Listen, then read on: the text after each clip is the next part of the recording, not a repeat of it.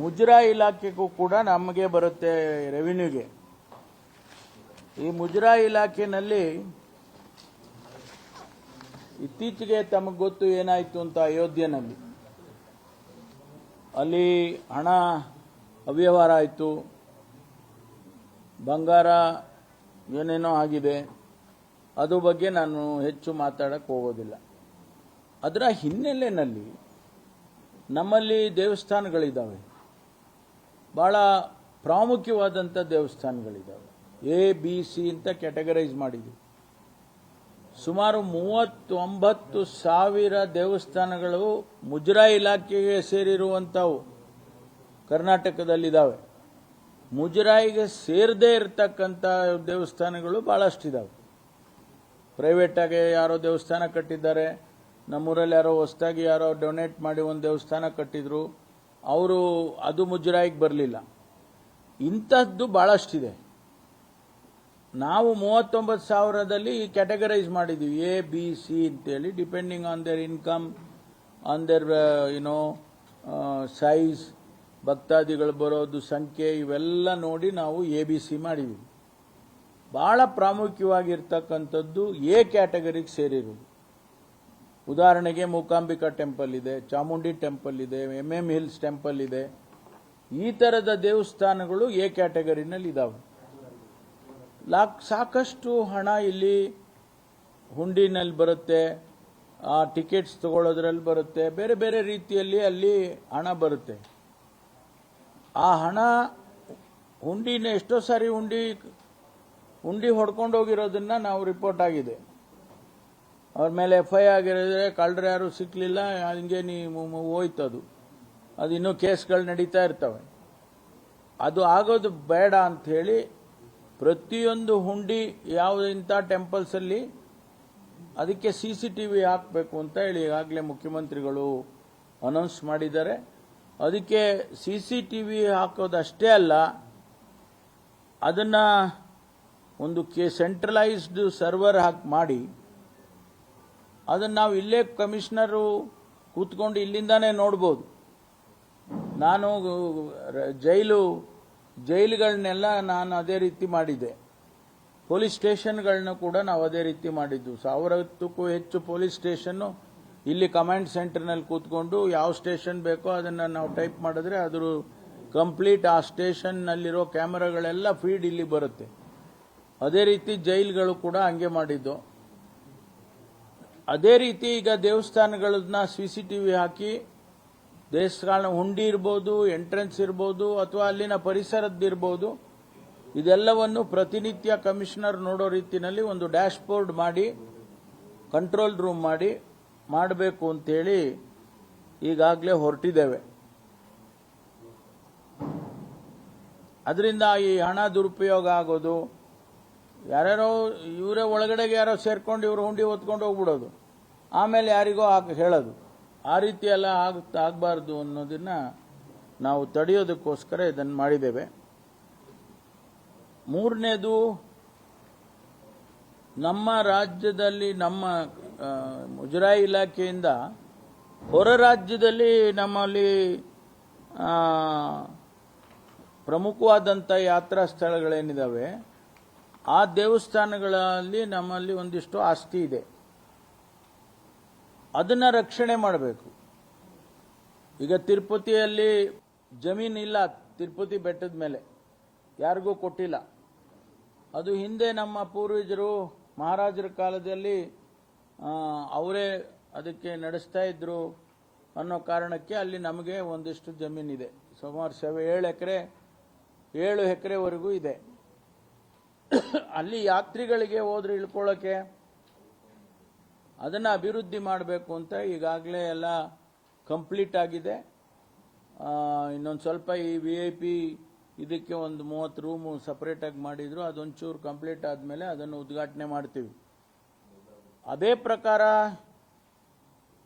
ನಮಗೆ ಶ್ರೀಶೈಲಂನಲ್ಲಿ, ವಾರಣಾಸಿಯಲ್ಲಿ, ತುಳಜಾಪುರ, ಮಹಾರಾಷ್ಟ್ರದಲ್ಲಿ ತುಳಜಾಪುರ ಅಂತ ಇದೆ,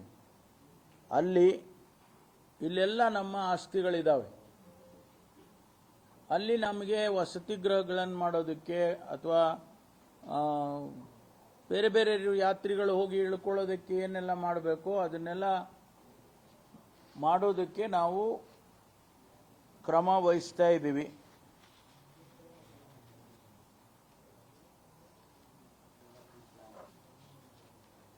ಆಮೇಲೆ ಈ ದೇವಸ್ಥಾನಗಳಲ್ಲಿ ಸಾಕಷ್ಟು ಹಣ ಇದೆ. ಎ ಕ್ಯಾಟಗರಿ ದೇವಸ್ಥಾನದಲ್ಲಿ ನಾನೇ ಹೋಗಿದ್ದೆ ಇದಕ್ಕೆ ಮೂಕಾಂಬಿಕಾ ಟೆಂಪಲ್ಗೆ. ನಾನು ಅಲ್ಲಿ ತಾಯಿ ದರ್ಶನ ಮಾಡಿದಾದ ಮೇಲೆ ಅಲ್ಲೆಲ್ಲ ಸುತ್ತ ಎಲ್ಲ ಓಡಾಡಿದೆ. ಯಾತ್ರಿಗಳು ಬಂದರೆ ಹೇಗಿರ್ತಾರೆ, ಏನು ಒಂದು 250 ರೂಮಿಂದು ಒಂದು ವಸತಿ ಗೃಹ ಇದೆ, ಅದರೊಳಗಡೆ ಹೋಗಿ ರೂಮ್ನು ಎಲ್ಲ ನೋಡ್ಕೊಂಡು ಬಂದೆ. ಅಲ್ಲಿ ಟಾಯ್ಲೆಟ್ಸ್ ಹೆಂಗಿದಾವೆ, ರೂಮ್ ಹೆಂಗಿದೆ ಎಲ್ಲ ಚೆಕ್ ಮಾಡಿ ಬಂದೆ. ಆಮೇಲೆ ಒಂದು 10,000 ಜನರಿಗೆ ಊಟ ಹಾಕ್ತಾರೆ. ಅಲ್ಲಿ ಏನಾಗ್ತಾ ಇದೆ, ಅಲ್ಲಿ ರೇಷನ್ ಹೇಗೆ ಡಿಸ್ಟ್ರಿಬ್ಯೂಟ್ ಆಗ್ತಾ ಇದೆ, ಅಕ್ಕಿ ಯಾರು ಹೆಂಗೆ ಬರುತ್ತೆ, ಹೆಂಗೆ ಕೊಡ್ತಾರೆ.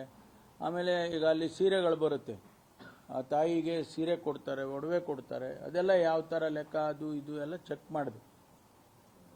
ಈಗಾಗಲೇ ನನಗೆ ಸ್ವಲ್ಪ ಅನುಮಾನ ಬಂದ ಮೇಲೆ ನಾನು ಅವ್ರಿಗೆ ಇನ್ಸ್ಟ್ರಕ್ಷನ್ ಕೊಟ್ಬಿಟ್ಟು ಎಕ್ಸಿಕ್ಯೂಟಿವ್ ಆಫೀಸರ್ಗೆ ಮತ್ತು ನಮ್ಮ ಕಮಿಷನರ್ ಎಂಡೋಮೆಂಟ್ಗೆ ಎಲ್ಲ ಹೇಳಿದ್ದೇನೆ. ನೀವು ಅವ್ರ ಹತ್ರ ಈಗ 300 ಕೋಟಿ ರೂಪಾಯಿ ಇದೆ, ಅವರ ಡಿಪಾಸಿಟ್ಟು 300 ಕೋಟಿ ರೂಪಾಯಿ ಇದೆ, 300 crores. ಯಾವುದು ಅಲ್ಲ ಅದು ಟೋಟಲ್.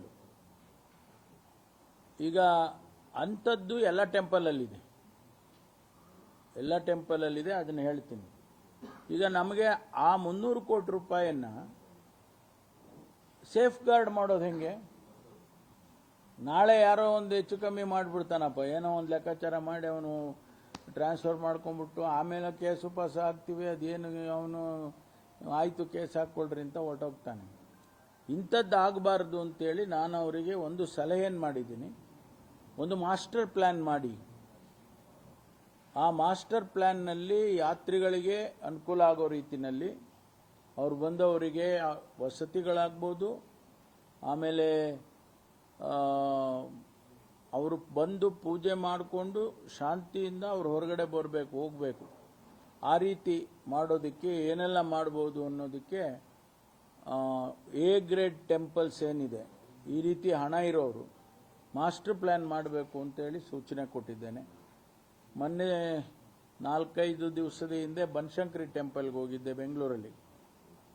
ಅಲ್ಲಿ ಆ ಕ್ರೌಡು, ಅದು ದೊಡ್ಡ ದೇವಸ್ಥಾನ, ಬಹುಶಃ ಬೆಂಗಳೂರಿನಲ್ಲಿ ಅದೇ ದೊಡ್ಡ ದೇವಸ್ಥಾನ ಅಂತ ಅನಿಸುತ್ತೆ ನನಗೆ.